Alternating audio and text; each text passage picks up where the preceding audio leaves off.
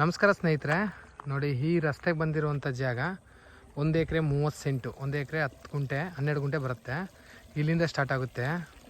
ನೋಡಿ ನೀರು ಯಾವಾಗಲೂ ಈ ಥರ ಹೋಗ್ತಿರುತ್ತೆ 6 ತಿಂಗಳು. ಇದು ಗುಂಡಲ್ ಡ್ಯಾಮ್ ನೀರು. ನೋಡಿ ಹೈವೇಯಿಂದ 1 ಕಿಲೋಮೀಟ್ರ್ ಈ ಕಡೆ ಹೈವೇಯಿಂದ, ವಿಲೇಜಿಂದನೂ 1 ಕಿಲೋಮೀಟ್ರು. ಬ್ಯಾಂಗ್ಳೂರಿಂದ ಇದು 130 ಕಿಲೋಮೀಟ್ರ್ ಆಗುತ್ತೆ ಜಮೀನಿಗೆ. ಮೈಸೂರಿಂದ 70 ಕಿಲೋಮೀಟ್ರ್ ಆಗುತ್ತೆ. ನೋಡಿ ಏನು ಭತ್ತ ಹಾಕಿದಾರೋ, ಈ ಭತ್ತ 1 ಎಕರೆ 12 ಗುಂಟೆ ಲೆಕ್ಕ ಆದರೆ ಸೆಂಟ್ ಲೆಕ್ಕ 1.30 ಬರುತ್ತೆ. ತುಂಬ ಒಳ್ಳೆ ವ್ಯೂ, ತುಂಬ ಚೆನ್ನಾಗಿದೆ. ಟೌನಿಂದ 6-7 ಕಿಲೋಮೀಟ್ರು. ನೋಡಿ ಸೂಪರಾಗಿದೆ ಜಾಗ ಮಾತ್ರ.